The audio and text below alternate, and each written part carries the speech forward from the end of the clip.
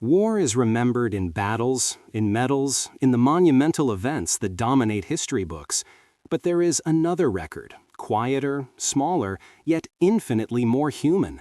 It is found in diaries, letters, and notebooks kept by ordinary soldiers who witnessed extraordinary events, and whose words remained unread for decades. These are the voices of those who lived through the chaos, the mud, the hunger, and the fear, capturing the truth of war in a way no official report ever could. When a young recruit takes up pen and paper on the eve of deployment, he cannot know whether his words will ever be read again. Perhaps he writes for comfort, perhaps for posterity, perhaps for no one at all. The diary becomes a confidant, a silent witness to the minutiae of life in trenches, on ships, in camps, or on battlefields, that history remembers in headlines but never in the texture of smell, sound, and pain. Consider the diary of Private Thomas McAllister, a young British soldier in the trenches of the Western Front. His entries begin with mundane observations: mud up to his knees, lice in the uniform, letters from home. But soon, the diary becomes a mirror of the war's shifting reality. He writes of fear, of camaraderie, of moments when the world narrows to the length of a rifle and the sound of artillery overhead. He writes of hope, the small comforts that make life bearable: a shared cigarette, a loaf of bread, the warmth of a comrade's blanket. His diary was discovered decades later in a small attic in Yorkshire, unread and forgotten. When it finally came to light, historians were struck not by battles or strategies, but by the human truth embedded in every page, the mundane horrors that official reports gloss over. Across the Atlantic, a young American soldier, Corporal James Henderson, chronicled life in the Pacific during the island-hopping campaigns of World War II. His diary begins with his journey from training camp to deployment, filled with names of men he met, their habits, their quirks, and his own nervous anticipation. As the islands came into view, Henderson's entries grow more harrowing. The heat of the tropics, the constant humidity, the sudden crack of sniper fire, and the weight of responsibility for fellow soldiers. Yet amidst this, Henderson records poetry, reflections on home, sketches of the island terrain, and brief letters never sent. Decades later, his diary was discovered in a second-hand bookstore in New Orleans, its pages yellowed and worn. Historians and family alike read his words and were transported, seeing the war through the eyes of a man whose life seemed ordinary, yet extraordinary in its candid truth. Diaries like these reveal not only what soldiers endured, but also how they interpreted it. Private McAllister's humorous observations on the absurdity of military bureaucracy, Corporal Henderson's sketches of tropical flora, and countless other accounts demonstrate that war was experienced not only as violence, but as a complex human condition, filled with wonder, fear, sorrow, and fleeting moments of beauty. Even the smallest wars can leave behind diaries that echo through decades. During the Korean War, Sergeant Lee Chung of the South Korean Army kept meticulous daily entries in a small notebook. He recorded the movements of his unit, but also the stories of local villagers, the behavior of commanding officers, and the quiet acts of kindness that punctuated a brutal campaign.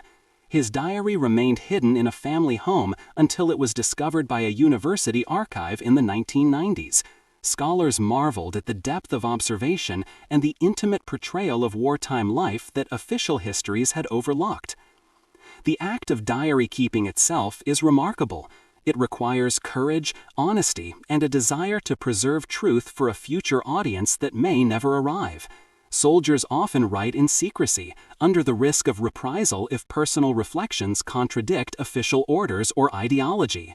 Diaries capture contradictions, fear and bravery, humor and despair, cruelty and compassion. These contradictions, preserved in ink and paper, allow future generations to see war not as a monolith, but as lived experience. In World War I, soldiers' diaries were sometimes preserved by sheer accident. When units were decimated, the only surviving records were personal notebooks buried in mud or hidden under floorboards. One German soldier, Hans Dietrich, kept a diary in a waterproof satchel detailing his experiences on the Somme. Years later, the diary was found by a local farmer, untouched and surprisingly legible. Dietrich's words chronicled trench life in painstaking detail: the cold, the rats, the camaraderie, and the fear that each day might be the last. What makes his diary extraordinary is not the battles themselves, but the humanity, his concerns for his fellow soldiers, his reflections on morality, and his longing for a life beyond the trenches. Similarly, soldiers in the Pacific, North Africa, and Eastern Front maintained diaries with no expectation of fame or recognition. Some diaries document the routines of camp life, others recounted narrow escapes or the devastating losses of comrades. Many contained sketches, maps, or coded messages intended for future readers. Often, these diaries were lost, destroyed, or simply forgotten until decades later when they resurfaced in attics, archives, or antique shops. The rediscovery of such diaries allows history to regain its human face. Some diaries illuminate history in ways that challenge accepted narratives. They reveal instances of dissent, fear, and disillusionment, providing an intimate counterpoint to official accounts of victories and defeats. Private McAllister's diary describes moments when men disobeyed orders out of desperation, when soldiers questioned the purpose of their mission, and when morality collided with duty.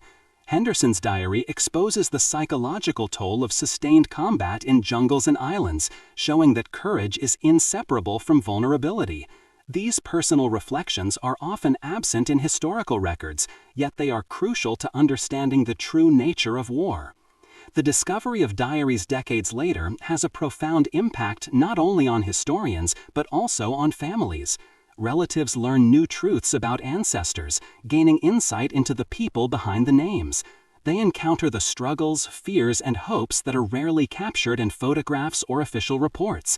One American family, upon discovering their grandfather's World War II diary in a dusty storage box, found not only accounts of battles, but sketches of local villages, poems written for friends, and notes describing the smell of the sea, the taste of rice rations, and the terror of nighttime artillery raids.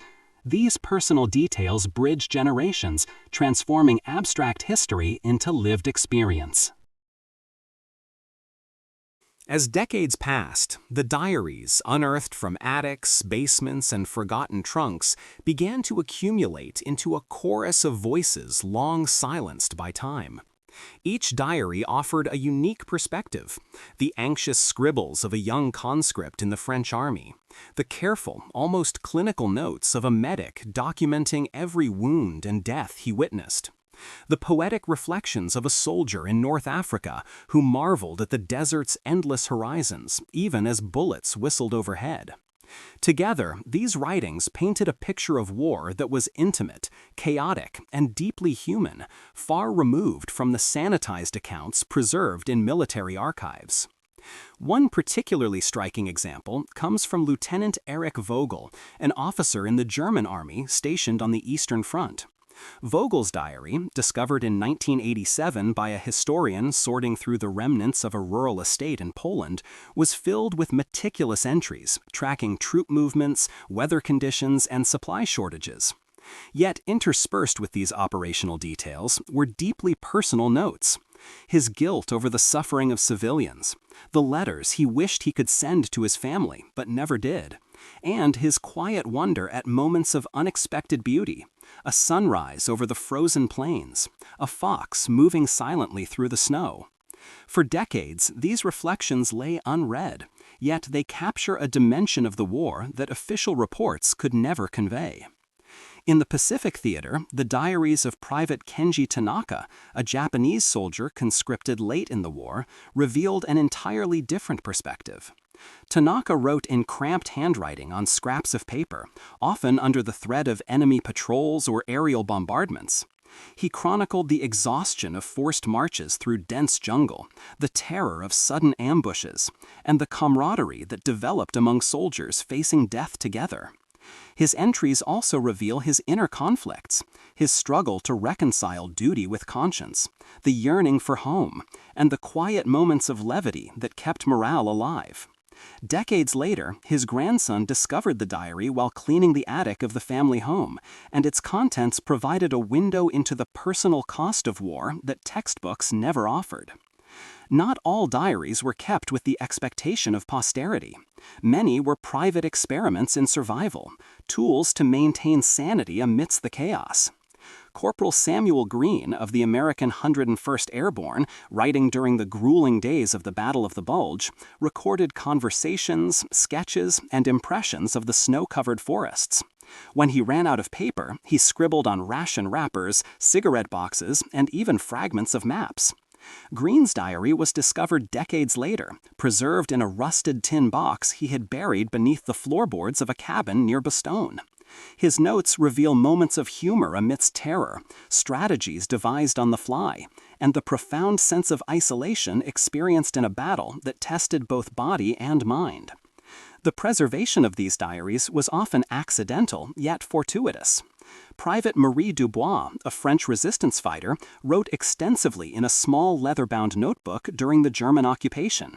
Her diary included details of sabotage operations, coded messages intended for fellow resistance members, and personal reflections on the fear and hope that accompanied each mission. After the war, the notebook was left in a Parisian apartment that was later abandoned.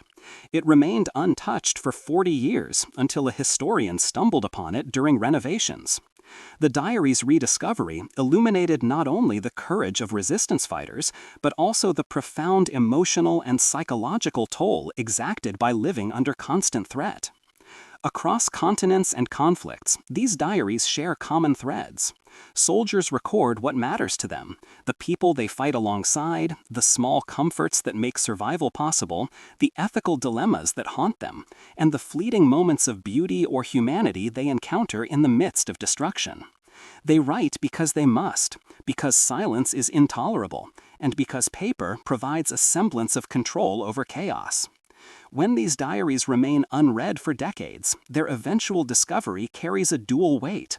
It is both historical revelation and personal restitution, granting voice to those who were silenced in their own time. In some cases, diaries have reshaped the historical understanding of entire battles or campaigns. The notes of Sergeant William Turner, discovered in a locked trunk in a small English village, detailed a previously unrecorded engagement during the Normandy campaign. Turner's meticulous account corrected official timelines, identified soldiers who had been mistakenly reported as casualties, and provided insight into strategic decisions made on the ground. What had been considered a minor skirmish was now recognized as a critical action that influenced the broader outcome of the campaign. The diary did more than preserve personal memory, it altered historical record. Even in conflicts that occurred decades later, such as the Vietnam War, diaries serve as indispensable tools for understanding the lived experience of soldiers. Specialist First Class Gwen Von Min, a South Vietnamese interpreter attached to American units, documented not only military operations, but also the cultural encounters, fears, and small acts of humanity that shaped everyday life in a war zone. His diary remained in family hands, unseen by researchers until a university archive cataloged it in the early 2000s. Scholars studying Min's writings were struck by his acute observations, which illuminated the complexities of coalition warfare, cross-cultural interactions, and the psychological burden of combat that statistics and reports alone could not convey. The rediscovery of these diaries is often a story in itself. Some are found by chance in second-hand bookstores, others emerge from estate sales or abandoned properties. Their contents are sometimes published, sometimes archived, and sometimes private, treasured by families who understand the depth of their significance. Regardless of the medium, each diary offers a rare and intimate portrait of war, reminding readers that history is not merely a sequence of events, but a tapestry of lived human experiences, emotions, and reflections. Soldiers' diaries also illuminate the psychological impact of warfare, offering insights that modern historians and psychologists find invaluable. Private Elena Rossi, an Italian nurse stationed on the Eastern Front, kept detailed entries of daily medical duties, patient interactions, and the emotional toll of witnessing constant suffering. Her diary, discovered in the 1980s, was used to study post-traumatic stress in combat veterans, providing real-world evidence of the long-term effects of exposure to violence and loss. Diaries like Rossi bridge the gap between historical narrative and human experience, transforming abstract statistics into tangible, emotionally resonant stories.